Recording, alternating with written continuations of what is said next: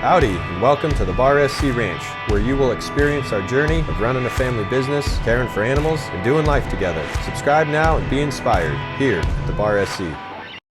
Hi, my name is Kylie, and this is Firefly. My name is Maddie, and this is Steve. Today, we are going to be going through the steps on showing poultry. So Maddie and I have both been showing poultry for about 5 years, and we have both won Poultry Showmanship.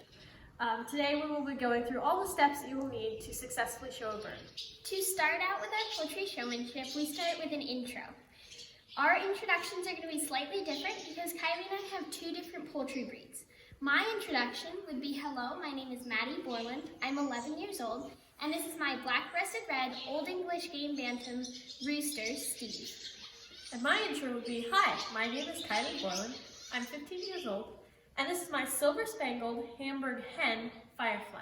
So all the correct information about your bird's comb, coloring, any of that can all be found in the American Standards of Perfection for Poultry. Okay, the first point we're going to go over is the head.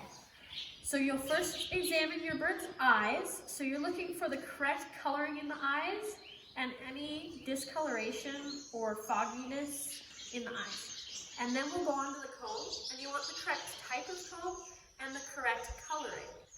And then we'll go on to the wattles, and the wattles, you want also the correct coloring. You're looking for the correct texture, and you want to make sure there are no missing portions of the wattles. And then you're going to look at the condition of your bird's head feathers, and you want to make sure they're all clean and they're all there. And then we'll move on to the beak, and you're looking for the correct coloring of the beak and any crookedness. And last are the earlobes. The earlobes, you are also looking for the correct coloring. And then you want to make sure that once you have examined the head, that you go and you do the other side so the judge can see both sides. Next, we're going to be checking the body of our birds. And we're going to start by running our hand over their back and checking for, again, the condition of the feathers and also to make sure it's smooth. And then we're going to check the width of our bird's body, and you're going to hold up what the widest point of their width of their body is. And then we're going to check the undercolor for the proper color on the underside of the feathers, and also because mites like to burrow underneath the feathers. So we're checking to make sure that the skin is clean. Okay, next up is the tail. So first you're going to take your hand, you're going to run your hand through the tail feathers. You can do it either that way or this way. And then we're going to fan the tail feathers. And this, we're just checking for molting or missing feathers. And we're also looking at the condition of the feathers. Next, we will be examining our bird's vent. So we're going to be checking the vent for proper color, any lice or mites. And we're going to be checking the capacity by seeing how many fingers we can fit between the pubic bones and how many fingers we can fit between the pubic bones and the breastbone. And if your bird is a hen, you can feel the part right beneath the vent, and if it is loose, you can tell that the bird has laid eggs. And you can tell between Maddie and I's birds, you could see that my size in between the pubic bones was a lot bigger than Maddie's, and that's because mine's a hen and hers is a rooster, so mine has laid eggs before. The next point is the thigh. So this point is not as important if you don't have a meat bird. It would be very important if you did have a meat bird. But you're going to just run your hands over the thighs just to check how big it is. And then we'll check the other thigh as well. You'll turn it around so that they can see it. Next, we're going to be checking the shanks.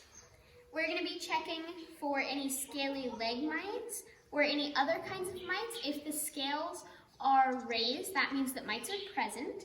We're checking for pigmentation and overall condition, and then we can bring our birds up and show the fronts of the shanks as well. Next are the toes. So to check the toes, we're going to be looking for also scaly leg mites, just like we did on the shanks. We're also looking for the correct coloring. And then we're also going to look down at the toenails, and we're going to make sure all the toenails are the same color. In the toes, we're also looking for any broken toes or twisted toes. And if there's a rooster, you'll also check the spurs. Yes. Next, we will be examining our bird's breast.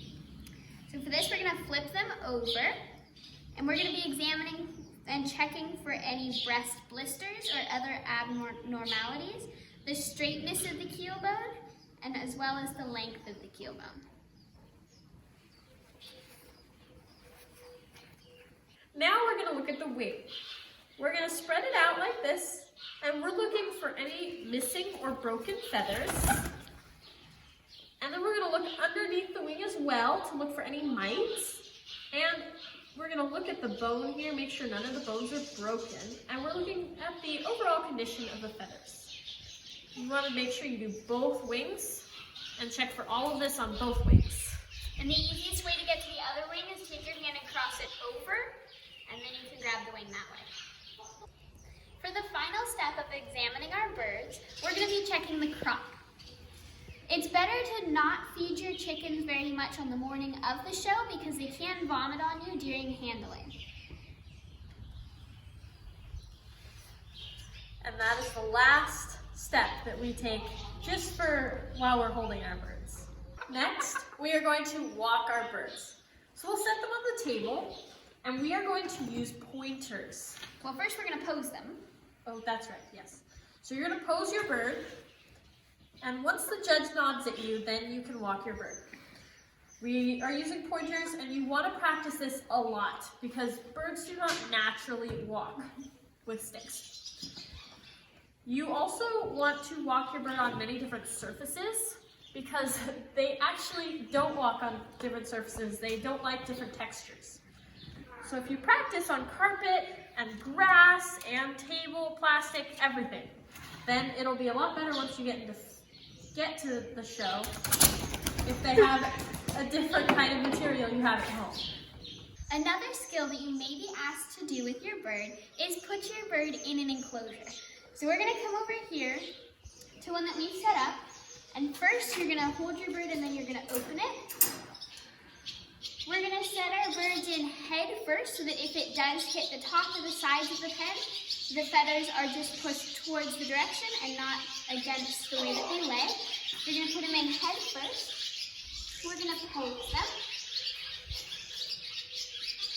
And then this is another thing you need to practice because most of the time they don't stay still. We're going to close it behind us and step away and wait for the judge to acknowledge you. Once he's acknowledged you, you're going to come back, open the enclosure back up. You're going to get hold of your bird, and then again you're going to pull him out head first so that none of their feathers get ruffled. And then you're going to close the pen behind you so that whoever's coming up next then can open it and put their bird in. And then we're going to come back to the table. And closing the cage is something that a lot of kids miss, so you really want to make sure that you don't forget to do that.